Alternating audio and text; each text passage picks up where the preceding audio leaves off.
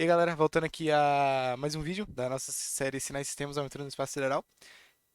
Hoje a gente vai fazer as provas aqui antigas de Emanuel, né? Do lado do Sinais Matec. Peguei as provas antigas dele aqui, a gente vai resolver. A aula de hoje é mais sobre relacionado a análise de sistemas no domínio do tempo e suas EDOs, né? Então, a gente vai focar mais nos de segundo grau, que é os mais simples, mas os conceitos podem ser expandidos, né, para o primeiro e até terceiro grau. Tá bom. É, Passando aqui para a primeira questão, ele botou uma questão de classificação de sistemas. A gente tem esse sistema aqui, né, que ele recebe água daqui, uma bomba tira água desse recipiente e um pouquinho sai dessa água para cá, realimentando outro recipiente, né? E tem essa válvula aqui. Eu não sei disso aí, não sei como é que isso funciona direito. Só sei que ele montou a EDO aqui pra gente, graças a Deus. E aí a gente pode analisar esse sistema, classificar ele, né? Então, se a gente for observar, ele pergunta que sistema é linear ou não é linear. Para um sistema ser linear, a gente percebe que ele tem que ter essa forma, né? É, Somatório de algum coeficiente de n começando até 1, né? Então, de n até infinito. Então, de alguma variável x, né? Que varia de acordo com outra variável, vamos pôr o tempo. Então, se ele tem que ter essa fórmula, ela tem que ser basicamente somas, subtrações, e existem algumas operações que não são permitidas nos sistemas lineares, né? Para que ela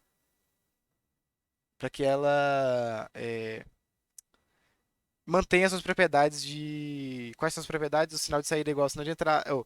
X1 mais x2 tem que dar a mesma saída, né? Y1 mais y2. E a propriedade de, se você multiplicar uma constante A numa entrada, tem que dar a mesma constante, né, de x1 vezes A. Então, para que ela mantenha essas duas propriedades, ela tem que ter essa forma, a forma de ser linear. Em resumo, o que está dizendo aqui é que não pode ter variável multiplicando com outra variável, né?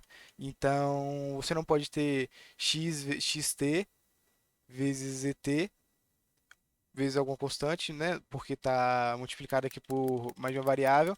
Ou você também não pode ter log, nem potência, porque é multiplicação, né?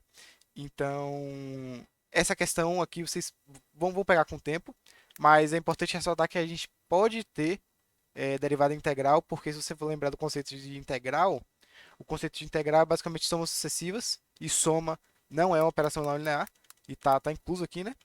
E se você levar o conceito de derivada, que é limite, nananana, e aí você coloca x mais h, com h tendendo ao infinito, ou tendendo a zero. Aqui é h também, né? Acho que é assim a definição de derivada. E se você for perceber, é, isso aqui também não tem nada multiplicando, você tem 1 sobre h multiplicando f de x mais h mais f de x vezes 1 sobre h. Então aqui é o meu coeficiente e aqui estão as nossas variáveis e elas não estão multiplicando entre si, né? Então se f de x for linear, então a derivada dela também é linear, né? É, Pronto. Com isso em mente, a gente pode ter aqui que a gente podia fazer, tipo, basicamente testar essas duas propriedades aqui e se essa propriedade se manter, é, significa que ele é linear, mas aí eu não vou fazer seguir esse caminho. Eu já vi aqui que tem uma raiz quadrada, e raiz quadrada é uma potência, então significa que implicitamente tem duas variáveis sendo multiplicadas aí. Então, isso quer dizer que o sistema não é linear, ele não vai seguir essas propriedades, não vai seguir, não. Mas o resto, todos os outros parcelas são lineares, não teria nenhum problema, né? Aqui não tem problema, aqui não tem problema, aqui não tem problema. O problema está nesse termo que tem o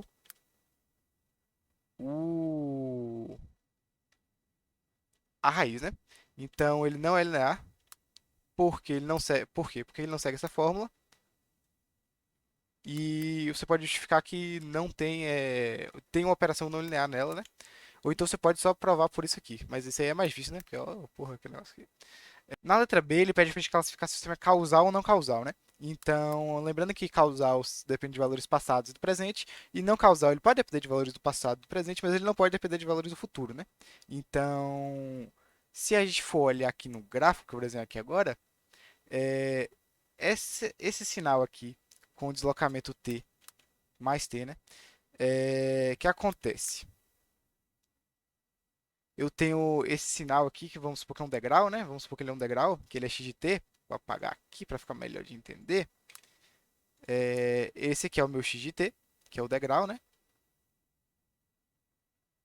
Agora, se eu desloco o meu x de t para a esquerda, o que que eu vou obter aqui, né? Eu vou obter aqui. Se eu coloco x de t menos 3, o que vai acontecer aqui? Perceba que para o nosso t, para nossa função degrau aqui, sendo que a função degrau, né? Isso aqui é uma função degrau.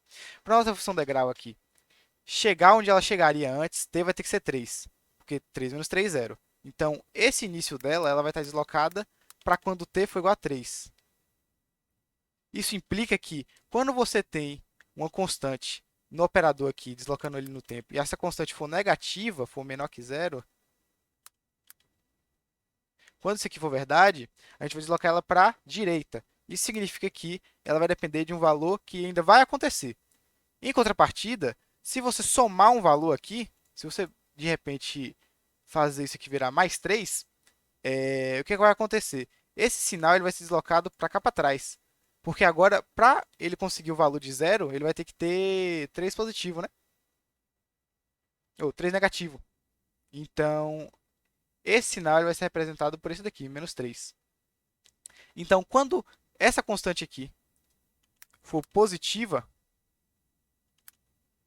significa que ela está deslocada para trás, e aí ela vai precisar de. Ela vai estar meio que atrasada em relação. Ela vai estar adiantada em relação a todo mundo, né? Porque o t aqui aconteceu antes do previsto. Então, resumo da ópera. Se sua constante aqui for menor que zero, ou sua constante for maior que zero, então, constante menor que zero, deslocada para a direita, e o sistema ele depende de valores futuros, logo ele é não causal. Constante maior que zero, ele está deslocado para a esquerda, então ele pode ser causal, né? Basta que apenas um valor, depende do valor futuro, né? Você basta apenas ter uma variável nesse formato aqui, né? Com a constante menor que zero para que ele seja não causal. Voltando para o nosso sistema aqui, a gente percebe que não tem nada desse tipo aqui, né? Então ele só pode ser causal, né?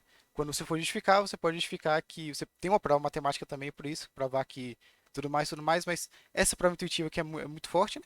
Então você pode só falar que ele não depende de valores futuros porque não tem uma constante maior que zero deslocando algum sinal para a esquerda, né? Alguma variável. Então, voltando aqui para o sistema dinâmico ou estático, né? O dinâmico estático, voltando também tem uma definição matemática para isso, para você fazer o teste e tudo mais, mas vamos pela lógica aqui, né? Dinâmico, basicamente, que está dizendo se ele tem algum tipo de memória ou não. Estático, se ele basicamente é estático, né? Vamos dar um exemplo aqui. Para que seja um exemplo de sistema estático, é o clássico circuito que só tem resistor, né? Se eu tenho uma fonte aqui com resistor aqui, e eu tenho uma chavinha, né?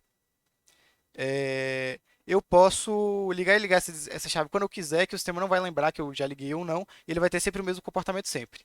Agora, se eu coloco, por exemplo, qual que é o nome? Um capacitor,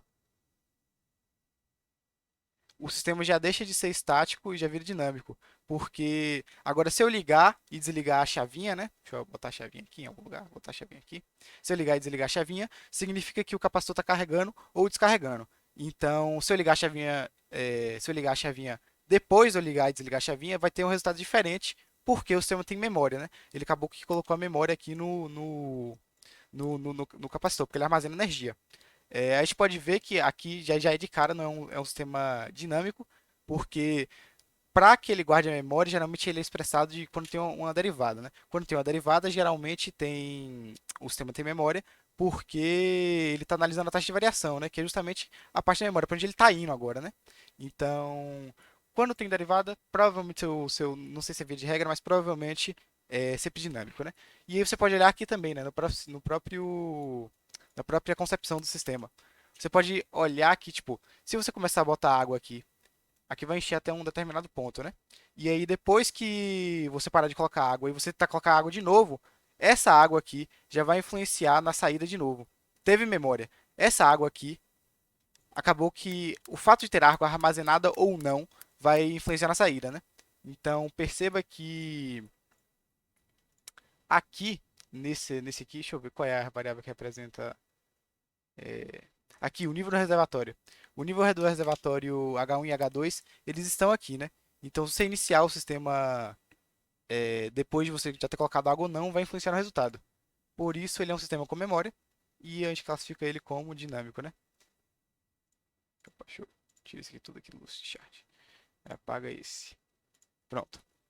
Agora o sistema variante ou invariante no tempo. Essa parte aqui também tem uma, uma explicação matemática, mas vamos pela lógica aqui que é tudo mais fácil, né? Variante e invariante no tempo. Isso, o que significa ser invariante no tempo? Significa que não importa quanto tempo passe, o comportamento do sistema vai ser o mesmo. Então, exemplo de comportamento de um sistema é um sistema variante no tempo. O próprio capacitor. O próprio capacitor é um sistema variante no tempo. Por mais que ele armazene energia, é, não importa se você faz isso hoje, amanhã, depois de amanhã, às 10 horas da noite, de manhã, amanhã cedo, meia-noite, não importa quando você faça isso, ele vai ter sempre o mesmo comportamento ou não. O que vai mudar é a energia armazenada nele. Só que agora, se você pega, por exemplo, um sistema que varia com o tempo, vou dar exemplo, sei lá, o metabolismo de uma pessoa de acordo com a idade dela. A gente sabe que quando as pessoas vão ficando mais velhas, o metabolismo dela muda. Então, é um sistema que é invariante no tempo, né? Então, a medicina ela tem que estar preparada para calcular como o seu corpo vai, como o seu corpo vai, o seu corpo vai se comportar de acordo com o tempo passa, né? Outro exemplo, o reservatório de água não, reservatório de água não, uma placa solar que recebe energia do sol. Percebe que conforme o tempo vai passando, o sol ele vai é, se pondo ou não, né? Então, quando ficar de noite, o comportamento do sistema vai completamente mudar, independente de ter energia armazenada dele ou não, né? Então, o fato do Sol variar com o tempo mudou a saída do sistema. Logo, esses sistemas aqui que eu falei da pessoa da pessoa que vai envelhecendo, ou então do Sol que vai batendo na placa solar, são exemplos de sistemas variantes no tempo. Como aqui ele está dependendo de água que está sendo posta, o motor ele funciona do mesmo jeito, independente do tempo. A água vai ser posta de acordo com a entrada e a válvula também funciona da mesma forma, não importa quanto tempo passe. é, Então a gente pode classificar esse sistema como invariante, né? E por último, ele pergunta se o sistema é determinístico ou não determinístico. O sistema é determinístico se você consegue, dado uma entrada, se você sempre consegue calcular qual é a saída dele, né? Então, o sistema determinístico, ele está muito relacionado a, a equação. Se tem uma equação, ele é determinístico, ponto. Se tem uma equação, ele é determinístico, ponto. Se não tem nada aleatório, provavelmente é determinístico, entendeu? Só que você pode também ter sistemas não paramétricos que você consegue prever a saída com base nos gráficos que eles põem, né? Que a gente não consegue montar a equação, mas embora a gente tenha os gráficos que a gente já tenha a amostra de como eles se comportam na saída, a gente consegue prever a saída, né? Então, perceba que aqui não tem nada, nenhum fator aleatório, né? Não tem nenhum fator aleatório e existe uma equação. Então, dado uma saída x, uma saída específica x, a gente consegue determinar exatamente qual a saída y de acordo com o sistema, né? Então, ele é um sistema determinístico. Pronto, passando para a próxima equação. Essa aqui, para quem fez cálculo C, já é mais de boa. Mas agora tem algumas interpretações aqui que devem ser mantidas, né? Eu diria que essa aqui é a interpretação mais difícil da prova. Então, ele dá esse sistema aqui, que a gente não sabe quem é esse sistema, que ele é representado por essa DO, e ele dá essas duas condições iniciais. Ele pede a resposta natural, forçada e completa, né? Então, ele podia pedir mais coisas aqui, mas como ele só quer as respostas naturais forçadas e completas, a gente pode começar com a resposta natural. A resposta natural, para responder essa questão aqui, eu queria, para ficar um pouco melhor, né, de entender, eu queria se entender, né, o significado físico de cada resposta, eu queria pegar essa DO e relacionar ela com um sistema massa-mola, né? Um sistema qualquer, né? Mas acho que o sistema massa-mola é massa porque dá pra gente ver tudo acontecendo, né? Então, aqui tem a minha mola, o nome do meu amortecedor, que pode ser tipo atrito, né? Tanto faz. E vai ser o meu bloquinho aqui, e eu vou aplicar de massa M, amortecedor K, A, né? E a mola K. e o meu bloquinho M, e eu vou aplicar o f de x, né? Quando eu aplicar f de x, eu posso montar a equação. Eu sei que a força resultante, segundo a lei de Newton, né? É m vezes a, tal qual a minha força resultante também vai ser a mola, o amortecedor e f de x. Então eu posso somar as forças, né? Perceba que eu posso tanto puxar o bloquinho quanto empurrar, então meio que o sinal não faz diferença, né? Então, f de x mais o meu amortecedor. Como que é o amortecedor mesmo? O amortecedor é b vezes o coeficiente de amortecimento vezes a velocidade, né? É isso mesmo. E então eu venho para cá a força do amortecedor mais K, que é a força da mola, que é K vezes.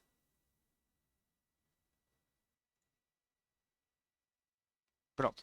Levando em conta que a resposta natural é a resposta aos estímulos internos do sistema, eu poderia tanto relacionar com o sistema massa-mola quanto relacionar ao tipo um circuito RC. Acho que o circuito RC é mais fácil, né? Porque num circuito RC de primeira ordem, aqui eu vou fazer de primeira ordem mesmo, né? E o que acontece? Geralmente você tem uma entrada que seria a fonte aqui, né? Mas digamos que eu não conectei a fonte, eu não conectei a fonte, né? Eu não conectei a fonte e o meu capacitor está carregado. Então eu não tenho sinal de entrada, porque a fonte está desconectada, e eu tenho condições iniciais, porque o meu capacitor está carregado. Então a resposta natural vai descrever o comportamento desse sistema, que no caso vai descrever a relação de tempo com corrente, né? Vai descrever essa relação é, sem nenhuma entrada, com as condições iniciais, que é o capacitor carregado. Então eu vou conseguir descrever isso aqui, né? Então, ela é útil nesse tipo de análise. Fechou. No bloquinho massa-mola, é como se o bloquinho já tivesse energia. O que isso quer dizer? Se o bloquinho já estiver em movimento, né, ele já estiver em, em- se o bloquinho já estiver em movimento e você não aplicar nenhum sinal de entrada, você vai conseguir, a partir das condições iniciais, que é a posição inicial dele, a velocidade, né? O que é a velocidade? Que é a segunda derivada. Você vai conseguir descrever qual vai ser o comportamento dele daqui a pouco, né? Então, isso aqui é o que representa a resposta natural, quando o sinal de entrada é zero e quando você considera as condições iniciais. Pronto. Para resolver, é bem simples, né? Eu vou pegar essa equação aqui, opa, Ctrl Z, Ctrl Shift V, toma. E aí, primeiro eu vou achar as raízes da equação, se carregar, né? Se quiser carregar, é bom, é massa, é show. Aí, carregou. Eu vou pegar as raízes da equação, então transformando isso aqui em r quadrado mais 8r mais 20 tem que ser igual a zero, porque o meu sinal de entrada é zero. E aí eu vou achar as equações, né? Primeiro faz aqui, vou fazer passo a passo, né? É a primeira vez que eu estou fazendo. Então vai ser A igual a 1, B igual a 8, C igual a 20. Então eu calculo meu delta. Meu delta é igual a B ao quadrado menos 4AC. É... 64 menos 4 vezes 1 vezes 20, que dá 64 menos 80. Isso. E dá menos 16, né? Meu delta é igual a menos 16. E resolvendo o resto da equação, eu vou ter que menos b, mais ou menos raiz de delta, dividido por 2 vezes a. Então eu substituo meus carinhas aqui, né? Vezes a, mais ou menos raiz de menos 16. E aqui eu coloco menos b, que é menos 8. Pronto. É, esse cara aqui é um, mando ele embora, né? Certo. A partir disso aqui, a gente tem que vai ficar menos 8 mais ou menos 4i, não é isso? Porque aqui, como é negativo, vou ter um número complexo. E dividido por 2, que é igual a menos 4, mais ou menos 2i. Isso. Então, eu vou ter duas raízes, que é menos 4 mais 2i, e menos 4 menos 2i. Né? Então, a gente pode pegar isso aqui e colocar na nossa resposta, que a gente já sabe que é a solução de qualquer DO linear, né? Deixa eu colocar a nossa resposta na solução aqui, essas duas. E eu tenho que é elevado a menos 4 mais 2i vezes x mais, isso que com um coeficiente qualquer, né? Mais elevado a menos 4 menos 2i vezes x. Só que algum sacaninha, eu vou deixar o vídeo aqui na descrição, como é que chega nesse tipo de coisa. Mas algum sacaninha descobriu que tem uma forma mais compacta, né? De você fazer isso aqui. Você pode aplicar Euler aqui, você vai ter que supor que existem coeficientes não imaginários, esse tipo de coisa. E você também pode fazer uma questão de álgebra linear. Mas um sacaninha descobriu que isso daqui também pode ser expresso em forma mais compacta, como esse aqui sendo A, né? Não, esse aqui sendo alfa, no caso. Esse aqui sendo beta. Então a gente pode expor ele como menos 4t vezes constante 1 vezes cosseno de 2t mais C2 vezes seno de 2t. Vou deixar o link na descrição como é que transforma isso aqui, porque eu não diria que é trivial, né? Então, o que é que eu fiz aqui? Eu peguei o meu alfa e joguei aqui. E eu peguei o meu beta e joguei aqui, né? Pronto. Agora eu tenho a minha solução, que vai ser dessa forma, só que eu ainda não tenho C1 e C2, né? Em casos normais eu ia ter que fazer um monte de coisa aqui para descobrir quem é o C1 e C2, só que graças a Deus ele me deu a equação inicial, né? E eu vou levar em conta elas agora. E 0 igual a 0. Pronto. E aí eu posso só fazer o sistema. Eu vou dizer que quando isso aqui, quando t é 0, né? Quando t é 0, a exponencial vai para 1 vezes C1. Cosseno de 0 é 1 e o seno de 0 é 0, né? Então eu vou ter que C1 vai ser igual a 3. Pronto. Eu descobri o meu C1 e agora eu preciso descobrir o meu C2. E eu vou utilizar minha outra parte do sistema que é a derivada. Eu sei que a derivada disso aqui vai ser aplicar a regra da cadeia, né? Então eu derivo a primeira, que é elevado a menos 4. Menos 4t. Vezes e permaneço na segunda, vezes cosseno de 2t mais C2 seno de 2t. É... E aí eu derivo a outra parte, que é manter a primeira, menos 4t, vezes. Aí aqui vai ficar menos seno de 2t, vezes 2 vezes C1, porque eu derivei dentro aqui também, né? Regra da cadeia, o 2 foi para fora. 2 foi para fora aqui, regra da cadeia. É... Mais 2 vezes C2 vezes cosseno de 2t. O foi para fora aqui também, né? O 2. Então, eu tenho isso aqui. E quando eu substituo 0, isso aqui tem que ser igual a 0. Pronto. Quando eu substituo 0, isso aqui vira 1. Isso aqui vai embora, vira 0. Isso aqui vira 1. Isso daqui vira 0. Isso aqui vira 1. E aqui vira 1. Então, resumo da ópera. Resumo da ópera. Eu vou ter menos 4 vezes C1 mais 2C2 igual a 0. Pronto. Só que eu sei que C1 eu sei que C1 é igual a 3. Então, menos 4 vezes 3 mais 2C2 igual a 0. 2C2 é igual a 12 positivo. C2 é igual a 6. Então, descobrimos os nossos coeficientes por causa das condições iniciais que a gente levou em consideração, que ele deu pra gente, né? É, Substituindo aqui, eu vou ter a minha resposta natural. Vou trazer aqui para cá, né? Aqui, minha resposta natural. Diminui.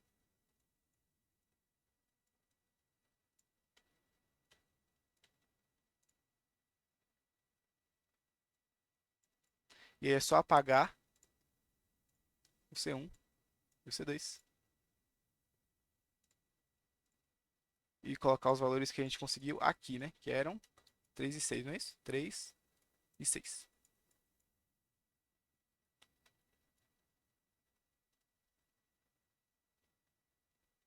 Pronto. Resumo da ópera. Quando o sistema não tem nenhuma entrada e a gente quer analisar como ele vai se comportar só com a energia que está faltando nele, que está dentro dele, né? Ele vai se comportar dessa maneira. E, e basicamente é isso, tá? Certo. Quando ele quer a resposta forçada, né? A resposta forçada, ele quer a resposta forçada. Vou fazer aqui, né? Aqui embaixo. É, quando ele quer a resposta forçada. A resposta forçada é quando você considera o sinal que está entrando agora, mas você considera que o sistema não tem nenhuma energia armazenada previamente. Ou seja, você considera que as condições iniciais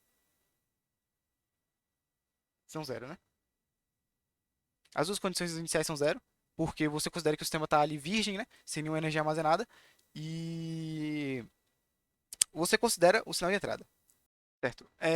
Para a resposta forçada, considerando o sinal de entrada, né? Qual é o sinal de entrada? É o de t, né?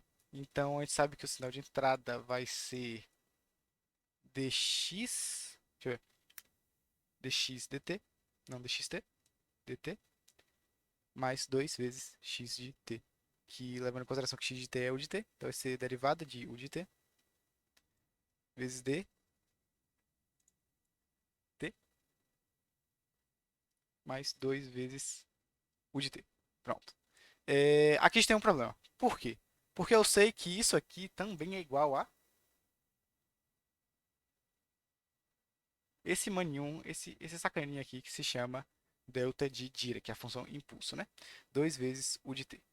O de t a gente pode considerar só ele como constante, né? A gente pode considerar ele como 1, porque, tipo, mesmo que ele seja descontínuo, ele só é descontínuo antes de zero, né? Ele só é descontínuo antes de zero. Então, meio que não importa para mim esse de zero, fisicamente não tem nenhum tipo de interpretação, então eu posso considerar ele só como 1. Mas agora esse mano, que ele é no infinito, num pequeno curto no espaço de tempo, ele é infinito, ele vai até 1, né? E a variação dele tende ao infinito. Então, esse cara aqui, não é nada trivial de fazer, conta com ele. E normalmente eu usaria a transformada de Laplace, só que eu quero fazer aqui tudo no domínio do tempo primeiro, né? Então, partindo do pressuposto, né, que isso aqui é um pouco meio difícil de resolver e eu não quero usar como a transformada de Laplace, tem como fazer uma manha para isso aqui, usando a propriedade do sistema linear do sistema, né? O que acontece? Eu vou supor, né? Supor que a entrada do meu sistema é U de t. Por que isso? Vou entender mais daqui para frente. Vamos só supor que é U de t em vez desse trambolho aqui, né? Vamos só supor que é U de t e é isso. O que acontece? Depois do. Tipo, como o de t é uma função descontínua, é um pouco difícil também. Só que agora perceba que ela só é descontínua de zero para frente, de zero para trás, né? Então, como ela só é descontínua de zero para trás e zero para trás não me importa, só me importa o de zero para frente, porque é o único que tem significado físico na bolinha e tudo mais, na vida real, eu vou considerar ele como um, né? Então dá pra eu considerar esse u de t aqui como um. E eu vou escrever a equação aqui de novo, né?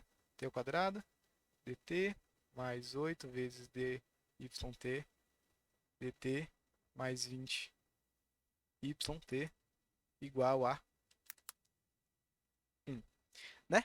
E aí, aqui a gente sabe o seguinte, tipo, que para a resolução de EDO desse tipo, vai ser a resposta da homogênea, né? Resposta da homogênea, a forma, né, da resposta da homogênea, mais a resposta em particular, que vai ser igual à minha resposta forçada, né? E aí o que acontece? A minha resposta particular vai ser por causa da velocidade de entrada, que não é mais zero, né? E aí eu vou usar uma técnica aqui de suposição, tem outras técnicas que vocês podem usar, mas como eu sei que aqui é uma constante, eu sei que y de c só pode ser uma constante, né? Então, para fazer essa equação ficar real, né? Para essa equação descobrir o resultado dessa equação. Então, eu vou supor que yp é igual a um coeficiente c, né? Pode chamar ele de c, c3, pode chamar de c3. E aí eu substituo ele aqui na fórmula, né? C3 derivado duas vezes é zero, porque vai dar zero, depois zero de novo. Então, zero mais 20 vezes c, que é a minha função, né? Igual a 1.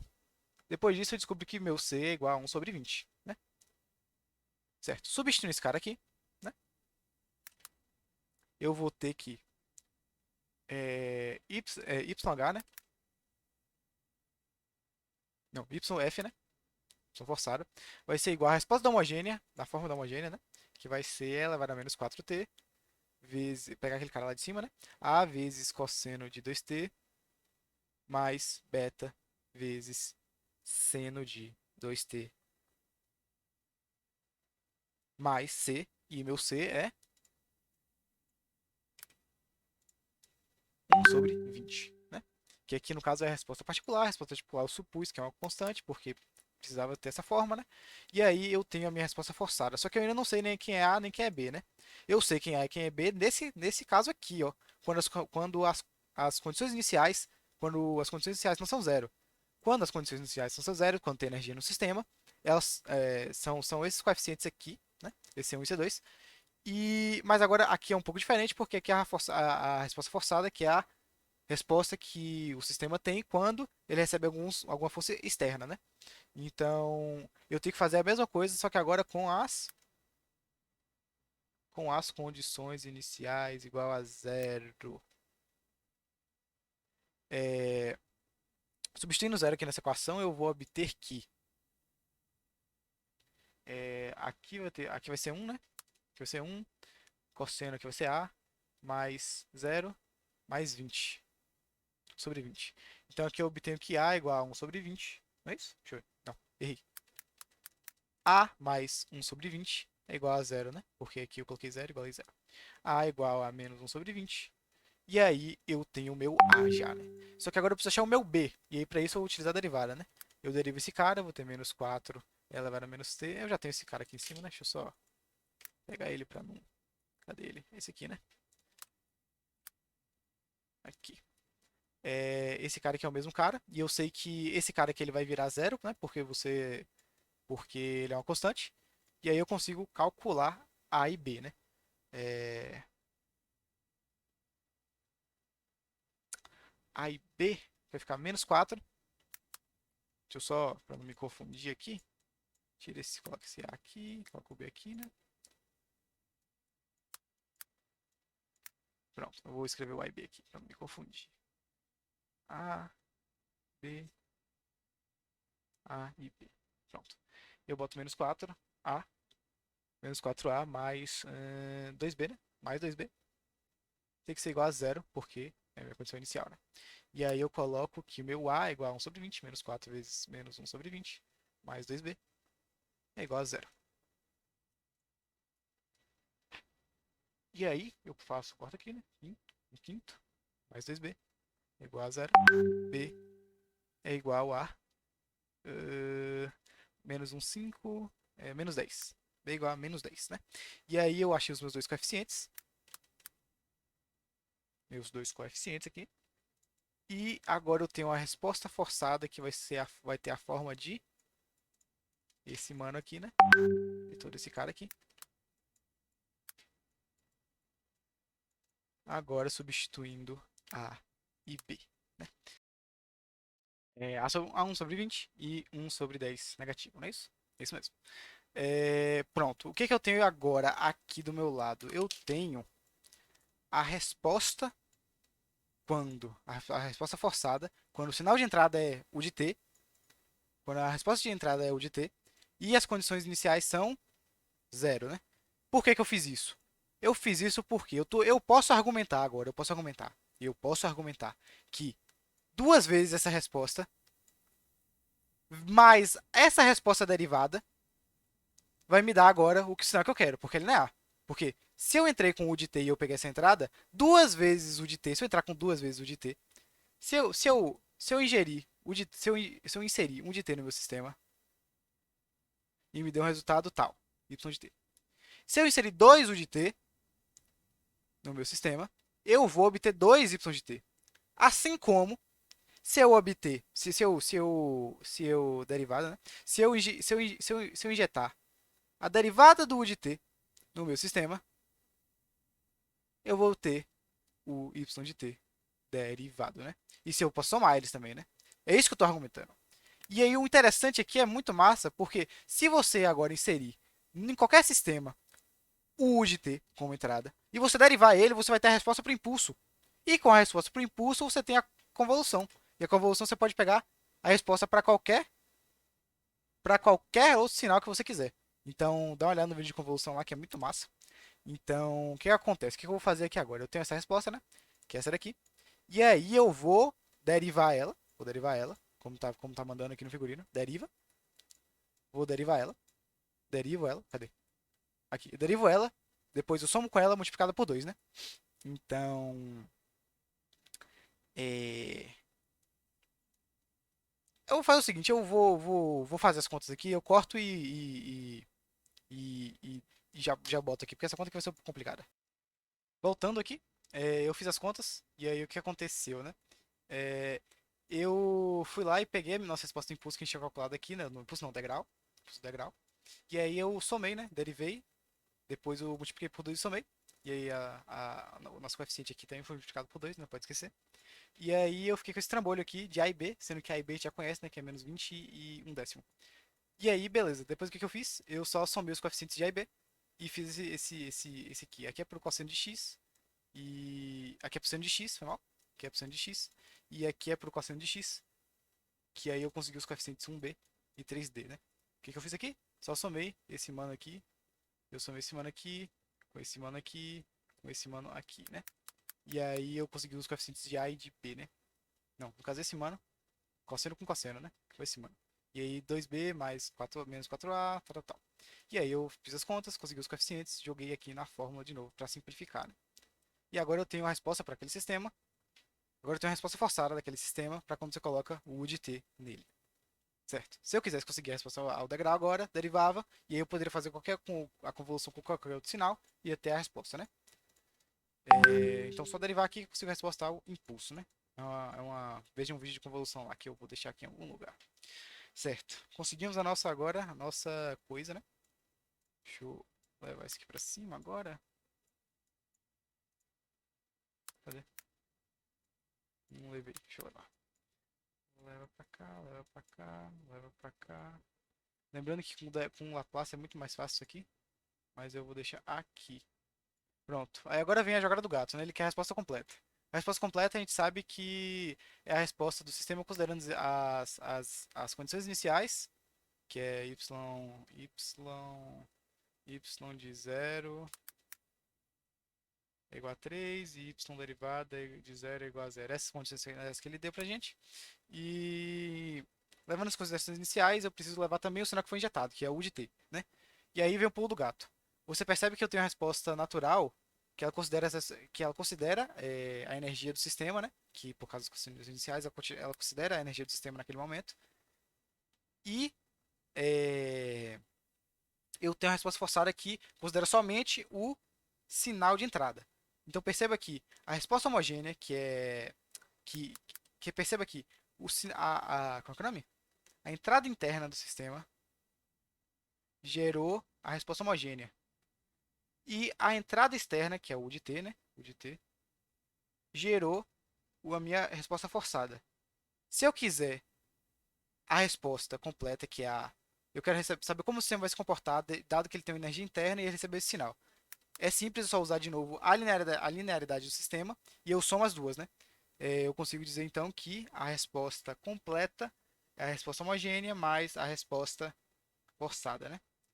Então, se a gente pegar essas duas e somar as duas, né? Tirar print, tirar print, pegar aqui embaixo para a gente calcular. É só somar, não tem erro aqui não. Aqui não tem erro. Então, você soma aqui 3, deixa eu ver, seno, cosseno. É,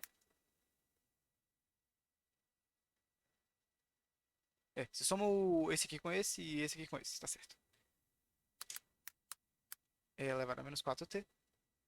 Soma esse com esse. Deixa eu ver. Menos 3. Menos 3 positivo, mais um sexto dá 60 dividido por 100. Mais 3 dividido por 10. Dá 63 dividido por 10. 63 dividido por 10. Vezes seno de 2t. Isso. Mais aí, esse aqui mais esse dá 29 dividido por 10. 29 dividido por 10. Vezes cosseno de 2t. Certo. Achamos a resposta que ele queria. Era só somar, né? Só somei essas, somamos as duas. Somamos as duas, né? Só somamos. Vou pôr lá em cima agora para ficar de recordação. Recordação aqui. Certo. Mas aqui eu queria ter algumas outras. Vou deixar aqui mesmo, já ficou avançado. É, eu queria ter só algumas outras considerações, né? Em relação a esse sistema. Então, vou pegar outra EDO aqui, agora uma parte mais teórica. que eu tenho um sistema que é d, yt, dt mais 8dt, não, dyt, né? dt aqui ao quadrado, mais 20yt igual ao sinal escroto lá. Pronto. E aí o que acontece? Esse sistema aqui, a gente pode dizer algumas coisas sobre ele, né? Primeiro, o fato das respostas dele ter essa forma aqui, a gente pode dizer mais ou menos como é que ele vai se comportar, ó. Esse aqui é elevado a menos 4t, é elevado a menos 4t, vezes a cosseno de 2t, mais elevado a b vezes seno de 2t. Isso aqui a gente pode dizer mais ou menos como ele vai se comportar. Você percebe aqui que cosseno e seno eles vão sempre variar de valores de 0 a 1 e eles vão ficar sempre se repetindo, né? Então existe uma frequência entre eles aqui que a gente chama de frequência natural, que é a frequência que ele vai ficar repetindo, né? Sem esse elemento aqui, como que ia ficar essa equação? Ia ficar indo e voltando de algum tipo de período diferentes, né? E ele ia ter um período, ia ter tudo. Esse período a gente chama de frequência natural, né? E no caso das ideias de segunda ordem, a gente diz que a frequência natural é a massa, deixa eu ver, a massa do sistema dividido por K elevado. É essa daqui, ó, a frequência natural, né? A frequência natural é essa. É, e no caso vale para qualquer sistema de segunda ordem. E aí o K vai ser o 20. Então eu vou para cá e apago o K. Eu apago o K e eu apago a massa. A massa vai ser 1, né? E aí eu digo que a frequência natural é igual a raiz de 20, né? Então percebam que se dependesse só dessa paradinha aqui, é, ele ia oscilar infinitamente no período, na frequência de 0,20 Hz, né? Só que aí o que acontece? A gente tem esse elemento aqui. Esse elemento aqui, você percebe que esse elemento ele é um exponencial decrescente. E ele vai tendendo a zero. E isso aqui vai tendendo a zero junto com essa multiplicação. Então, um gráfico que seria assim, ele vai cada vez diminuindo por causa da multiplicação que está diminuindo e tendendo a zero. Então, o gráfico ele começa assim e vai tendendo a zero, né? Percebe que aqui vai sempre diminuindo de uma forma exponencial por causa da multiplicação exponencial. Pronto. Essa é a primeira coisa. E aí uns caras vieram descobrir uma coisa muito interessante, olha, que esse pico e esse pico, eles sempre repetem na mesma intensidade. E é o que a gente chama de frequência amortecida, né? A frequência amortecida é igual a frequência natural vezes raiz de 1 menos coeficiente de amortecimento. E aí, é essa fórmula aqui, tá ligado? Existe toda uma perspectiva por trás aí, mas eu deixo para vocês procurarem. E o coeficiente de amortecimento, aí eu não vou lembrar, vou ter que dar a colinha aqui no Google. Com a cola do Google aqui pegada, que eu não lembrava da fórmula do coeficiente de amortecimentos, né? Eu descobri que o coeficiente de amortecimento é igual a B, que é o coeficiente de amortecimento, né? Que é o de primeira ordem aqui, né? 8. Então vai ser 8. 8, 8, 8, 8, 8. 8 vezes 2 vezes m, que m aqui é 1, vezes a frequência natural, que é igual a 1 4. Aqui é a raiz de 24 sobre a raiz de 20, né? E aí, se você pegar isso aqui e substituir aqui, você vai ter a frequência amortecida, que é a frequência onde os picos se repetem, né? E aí, o que acontece? A análise do coeficiente de amortecimento é muito massa, porque o coeficiente de amortecimento aqui você vê que em sistemas oscilatórios ele não vai poder passar de 0 a 1, né? Então, se você for ver, 0 é quando não tem nenhum amortecimento, 1 é quando tem muito amortecimento, e entre esses dois ele oscila amortecido também, né? Então, quando não tem nenhum amortecimento, ele vai oscilar infinitamente sem nunca parar. É como se não tivesse o amortecedor, é como se o B fosse igual a zero, né? E é isso que vai zerar, certo? Quando ele é 1, significa que ele é totalmente amortecido e ele não oscila. E aqui, entre 0 e 1, né, significa que ele oscila e para, né, com o tempo. Então, vocês percebem que isso aqui, todas as conclusões que eu tirei só valem porque ele tem essa forma aqui, né? Você poderia até ter calcular a frequência natural e a frequência amortecida e o coeficiente de amortecimento para outros casos, né? Mas, tipo, se a resposta fosse de outra forma, tipo assim, 4t, onde as raízes forem negativas, né? mais C2 vezes E elevado a menos 3t, você percebe aqui que os dois são exponencial decrescente, não é isso? E aí, como os dois são exponencial decrescente, você vai perceber que ele não oscila, e nesse caso o coeficiente de amortecimento é zero, né? Deve ser zero, se não for, deve ter alguma coisa errada aí. E nesse caso, ele é uma forma decrescente assim, e você percebe também que o fato dele ter um exponencial decrescente que é elevado a menos 4 dá a ele uma constante de tempo, né? Aquele conceito que a gente lembra até dos sistemas de primeira ordem. E a gente considera em regime permanente 95, 98% já é sistema permanente já. E a gente sabe que ele chega nesse valor em aproximadamente 3 constantes de tempo. Sua constante de tempo vai ser a exponencial que decresce mais rápido, que no caso é menos 4, né? Então, 4 no caso, porque menos 4 não existe. Então, em 12 segundos aí, o seu sistema já deve estar em sistema já em estado permanente, né? Que é quando ele está perto de zero aqui. Aqui é 4 também. E se ele tiver dessa forma, o gráfico é dessa maneira aqui. Agora, se o, o gráfico tiver essa forma aqui, raiz 1, T2, T1, é, raiz 1 mais C3, pode ser C3 menos R2, T, vezes T. Você percebe que tem um T aqui, e aí não vai mudar muita coisa, né? Primeiro ele vai começar a decair de forma linear e depois ser exponencial, porque aqui no começo é maior que exponencial, né? Só que no final ele se torna linear e aí você tem o criticamente amortecido. Isso que é quando o delta é igual a zero, que as raízes são iguais, e aí você tem que multiplicar o T aqui na resolução da EDO, né? Aqui é quando as raízes são diferentes e menores que zero. E tem quando. Ah, também tem o caso se o. Qual que é o nome? O B é negativo e aí ele vai ficar oscilando para sempre, né? Tem umas nomenclaturas, mas eu não vou lembrar das nomenclaturas. Eu só lembro do subamortecido. O superamortecido ele fica oscilando para sempre, como não tem amortecedor, né? É bom lembrar isso aqui também. Tem esse aqui que é diferencial, esse aqui que é linear, esse aqui que nunca para nunca, esse aqui que é assim. Se o sistema não for estável, ele tem como ir para o infinito também, né? A saída ir para o infinito. Se, por exemplo, tiver uma EDL positiva aqui, uma exponencial positiva aqui, que cresce para o infinito, você provavelmente, né, vai ter um sistema não estável, e ele não vai se encaixar nem com amortecidos, bem amortecidos, tipo de coisa. Creio que seja só isso aqui que eu tenho para falar agora, né? Então, para esse sistema, vale esse daqui, e aí vale também o WN, o WA e o coeficiente de amortecimento, né? A constante de tempo também é 4, atinge o negocinho em 3 coisas, né? Pronto, fechou. Acabamos essa questão aqui finalmente, né? E agora vamos para essa daqui, que tem a ver com o que eu estava falando ali, né? É... Para cada um dos sistemas abaixo, faça o sinal de saída aplicando o sistema de T de entrada, né? E aí vai ter a ver com a resposta da, da homogênea, né? Porque a resposta homogênea a gente consegue calcular usando isso aqui.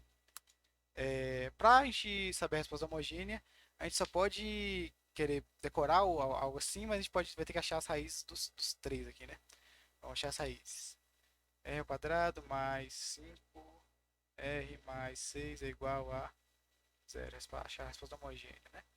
E eu vou ter esse daqui. O daqui de baixo é R ao quadrado mais 4R mais 4 igual a zero.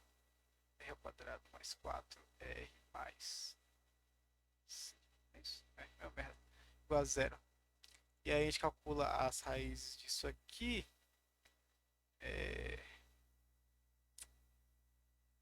Menos 5, menos 4 aqui também, mais ou menos raiz de. Mais ou menos raiz de.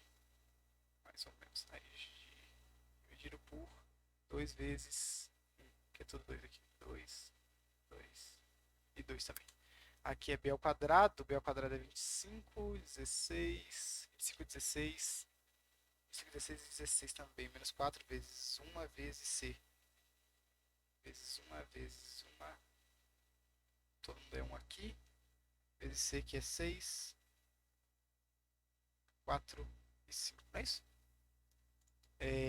Aqui a gente já vê de cara que o delta vai ser negativo. Se o delta for negativo, a gente vai ter raízes imaginárias e vai ter a frequência de oscilação que é assim, né? Que vai estar nessa forma aqui do nosso sistema. Mesma coisa do nosso sistema. Assim. Então a gente pode esboçar o gráfico da resposta desse sinal, né? Para o sinal letra C, né? Letra C, o sinal de resposta vai ser algo parecido com esse aqui. E ele decresce de uma forma exponencial. Aqui, esse aqui de cima, deixa eu ver. Eu fiz como aqui? Como eu fiz? Meu C é 4. Meu C é 4. 4 vezes 4 é 16. O aqui vai ser 0. Esse aqui vai ser 0.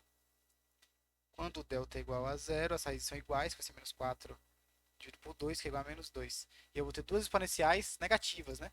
Se eu vou ter duas exponenciais negativas, eu vou ter que multiplicar, né? Aqui vai ser menos 2t a vezes c, não, pode ser b, menos 2t. Eu vou ter que multiplicar, né, por um t para resolver a resolução de DO, né? Mais.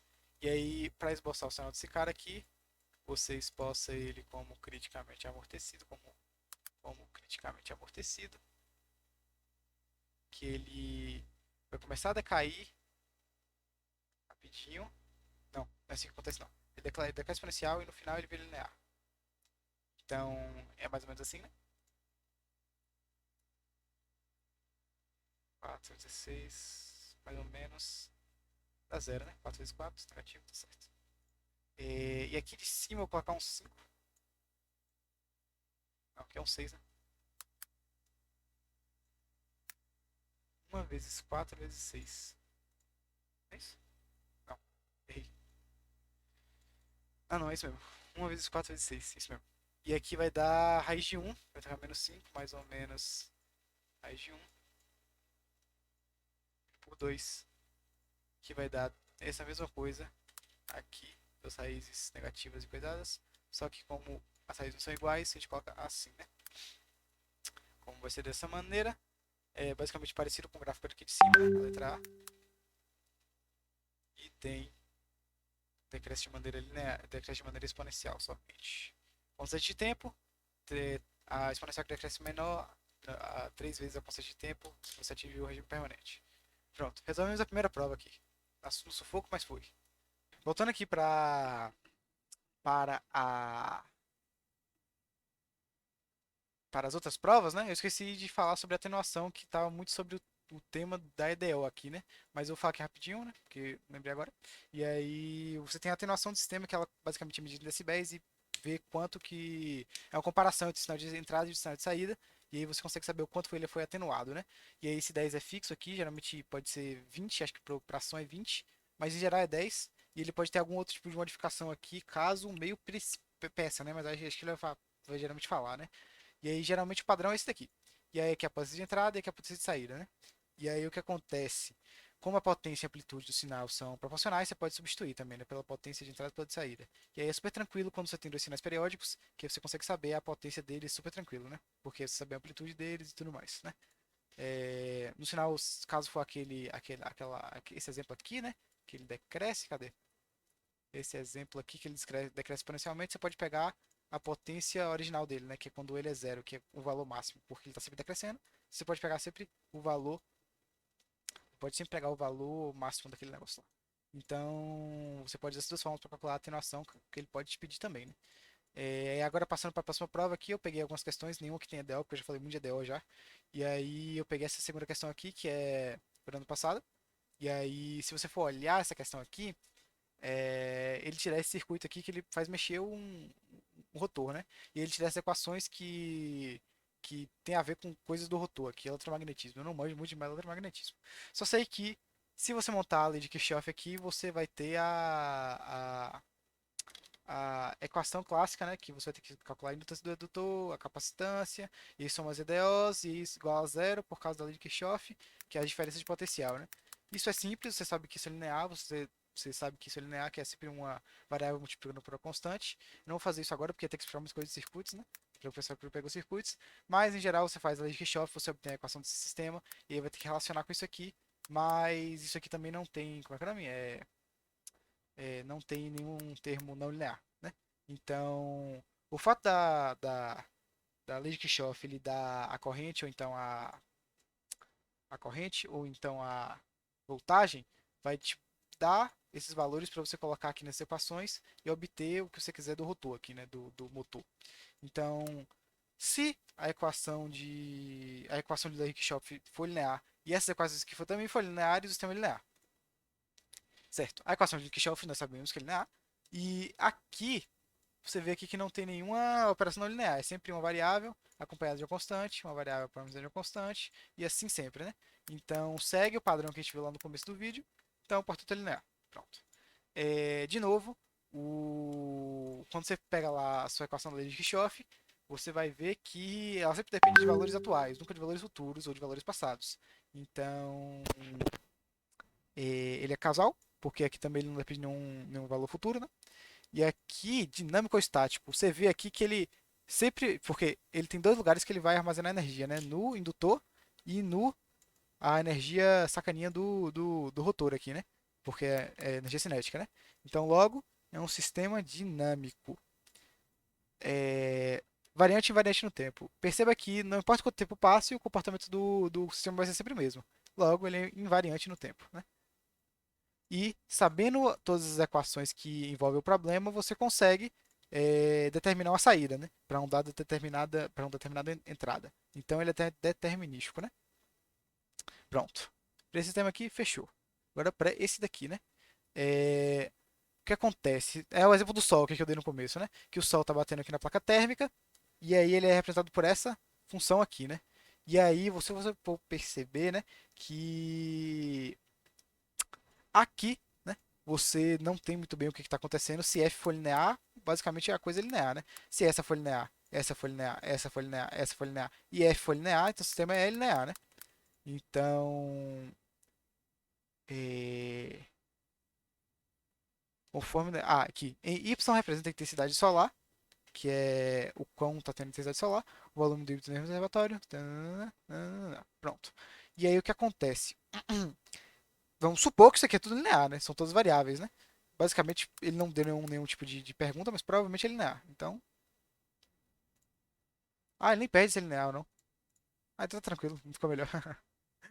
Como ele não depende de valores. Como ele não depende de valores futuros, eu posso colocar ele a casal. Ele armazena energia, porque ele armazena energia térmica, né? Do reservatório térmico aqui, por causa do Sol. Então ele é dinâmico. É... Ele é variante no tempo, porque de acordo com o que o Sol vai se movimentando no dia, a equação vai obter valores e resultados diferentes, né? É variante no tempo. E aí, aqui no texto, ele fala sobre um distúrbio W que não pode ser medido, que é aleatório, né? Ele fala aqui no texto que ele é meio que aleatório. Então, nesse caso, como ele tem uma aleatoriedade, ele não é determinístico, porque embora você tenha todas as variáveis que interferem no processo, você não consegue determinar o resultado. Então, respondidas essas duas questões aqui, e vamos para as últimas duas questões, que são essas aqui. Essa aqui é a mais de boa, que também é sobre classificação de sistemas, né? E aí, estabilidade. Se vocês forem ver lá no livro do Oppenheim, na página 68, está escrito que se a resposta ao impulso. Se a resposta ao impulso, quando tende ao infinito, limite de E quando o tempo tende ao infinito, for menor que infinito, né? Se ela convergir, significa que ele é estável, né? O que faz sentido, porque, pense comigo, se a resposta ao impulso durar muito tempo, se você ficar dando impulso toda hora, o máximo possível, ele não pode tender para o infinito ou algo do gênero, porque um sistema dessa forma seria instável. É a mesma coisa da ponte lá, né? Da ponte que. Existia uma ponte, acho que é a primeira ponte suspensa do mundo, que ela acabou caindo porque o vento causava ressonância nela, ela foi cada vez. Que ela foi. Oscilou um pouquinho, aí o vento batia, adicionava mais energia, ele oscilava mais, depois mais, depois mais. O que aconteceu? Ele foi adicionando energia tanto que aí o sistema colapsou, né? E aí é um exemplo de sistema instável, né? Então, quando isso aqui tem no infinito, ele tem que divergir. Tem outra explicação lá para também sobre a potência, mas vamos ficar com essa daqui. Menos 1 sobre 2j, né? E aí, isso aqui a gente sabe que quando isso aqui for para o infinito, como a exponencial é decrescente, ele vai tender para zero, né? Então ele é estável. Não, ele é estável. E a causalidade, você vê que ele não depende do inovador futuro, ele é causal. Invariância, não tem nada que indique invariância aqui no momento. Se ele estivesse multiplicando por um t, talvez, né? Mas não, não, invariância não. Estabilidade, vamos pegar esse aqui, TD infinito, para ver se ele é estável ou não. Como é que é a equação? A equação é E elevado a menos t vezes cosseno de 2t. Você vê aqui de novo que, embora esse valor aqui vai tender para 0 e 1 no infinito, né? No limite, elevado ao infinito. Esse daqui ele vai tender sempre para zero, porque é uma exponencial decrescente, e aí ele vai tender para zero, né? E aí eu concluo que ele é estável também. De novo, não depende do valor futuro causal. E a invariância. A invariância. A invariância ele também é invariante no tempo. Deixa eu só dar um overview aqui do causalidade. Eu disse que os dois são causais porque eles não dependem de valores futuros, mas isso é em relação à resposta ao impulso. E se percebe que se a resposta ao impulso não depender de valores futuros, nenhum outro valor vai defender. Porque isso é por causa do vídeo de convolução, vamos lá.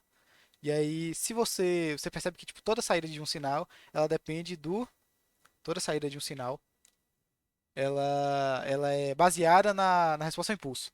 Ela é basicamente uma soma de impulsos, né, do sistema linear, de um sistema linear, soma de vários impulsos variando sua magnitude em vários tempos diferentes, né? E aí, é, se a resposta ao impulso não, que é basicamente a progenitora, né, que é a base da indução, e aí se ela não depende de valores futuros, os outros também não podem depender. Então, vamos lá no vídeo de convolução. E agora, essas duas aqui. Voltando para essa questão aqui, vou fazer logo essa terceira que parece mais fácil. E aí eu tenho um x de t, né? E pra gente fazer o x de t é só somar o Tetris. A gente tem o de t mais um, que está deslocado para a esquerda. Porque perceba que você tem que colocar t igual a menos um para fazer a função integral ficar normal, né? Então está deslocado para a esquerda. E ele vale um, não é isso? Isso, vale um. Pronto. E eu tenho que somar com outro cara. O outro cara é menos 2u. Então, ou seja, ele vem aqui no menos 2, né, multiplica menos 2. E ele não está deslocado no tempo, então ele vale menos 2 a partir de zero. E aqui, você desloca ele para a direita, e aqui vale um, né? Oi, oi. Eita, caneta. Caneta enlouqueceu aqui. Pronto, aqui vale um, aqui é um e aqui é um também. Se você somar esses três, você vai obter um sinal que é mais ou menos assim. É... Vai de um até zero, ele vai de um, né? Porque não tem nada para somar. Depois disso aí, o menos 2 começa a agir. E quando ele começa a agir, ele age infinitamente a partir daqui, né? Então, menos um. Só que esse aqui não começou a agir. Então, menos 2 é menos um. E aí ele sobe para cá. Que vai. Não, sobe para cá não. Sobe com zero, né? E ele fica zero depois. Porque um, vai ficar um desse, menos 2 que dá zero. Então, esse aqui é o nosso x de t. Só que na questão aqui ele está querendo x de 2t. Ou seja, as coisas acontecem duas vezes mais rápido, né? É que nem o Made in Heaven lá do Jojo. Então,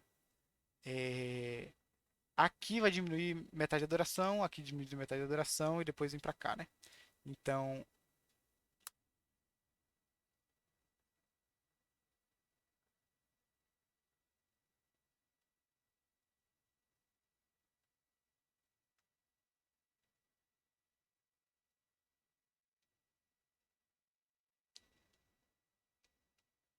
então, aqui vai ficar 0,5 até zero. 0,5 até zero vem pra cá o 1, né? Aqui depois vem menos um, que é aqui. As coisas acontecem duas vezes mais rápido, que nem no Jojo, que é menos. E esse aqui é o nosso y de t, né? Que é duas vezes quando tá multiplicando aqui. Então esse é o nosso sinal. Pronto. Vamos pro próximo. Esse daqui ele vai acontecer mais lento, né? Acho que não tem nenhum personagem de Jojo não que deixa o tempo mais lento. Tem um Dio que para, né? Então eu vou menos um aqui, né? Desse primeiro termo. Desloco ele para a esquerda durante menos 3, né? Menos 3. É, Então durante aqui ele vale menos um, né? Menos um. E aqui eu somo com esse mano aqui que tá deslocado para esquerda também, menos um, né? Menos um. Menos um. Isso, menos um. E aí ele vale 2. Esse cara aqui. Esse cara aqui, ele é o. Apaga, apaga, apaga, apaga, apaguei. Ele é o menos 2, que ele também vale menos 2, né? Menos 2. Menos 2. Ele tá deslocado pra direita. Menos 2 mais 2. Ele tá deslocado pra direita, direita, direita, direita. Ele vale quanto? 2? Não, vale menos 2. Pronto. Esse cara daqui, que é esse daqui, ele vale 1 e ele tá deslocado pra esquerda também. Então aqui, aqui, aqui. Eu coloco menos 3 aqui. Não, mais 3, né? E eu desloco ele pra cima, pra cá. Então assim, né? Tá certo. E aí eu jogo pra cá. Pronto. Agora eu tenho que somar esses dois sinais, depois fazer o tempo dele e 0,5 vezes mais lento, né? É, somando esse com esse, aqui vale 2, né? Então, aqui começou quando? Menos um foi? Então no menos 3 só quem age no menos 3 é o sacaninha aqui. Então ele vale menos um no menos 3. Só que depois no 1, no menos um tem esse cara aqui que começa a agir, que aí vai ficar menos um mais 2 e ele vai subir direto pro 1. Isso aqui é um menos um. Depois que ele começar a subir pro menos um, ele vai chegar no zero. E aí quando ele chegar no 1 positivo, não é isso? Um positivo. Isso, quando ele chegar no 1 positivo, ele vai mudar de comportamento de novo. Quando ele chegar no 1 positivo, ele vai mudar de comportamento de novo e ele vai somar menos 2, não é isso? Quando ele somar menos 2, ele vai para menos um de novo, né?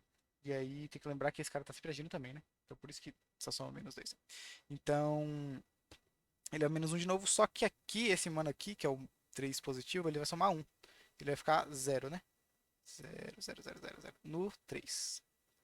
Então é isso. Esse aqui é o x de t. Só que aqui a gente vai ter que fazer o tempo dele. O tempo dele parar. Não, parar não. 0,5 vezes mais lento. E quando a gente fazer o tempo dele ficar 0,5 vezes mais lento, a gente divide todo mundo por. Não, a gente multiplica todo mundo por 2, né? Aqui vai ficar menos 6. É...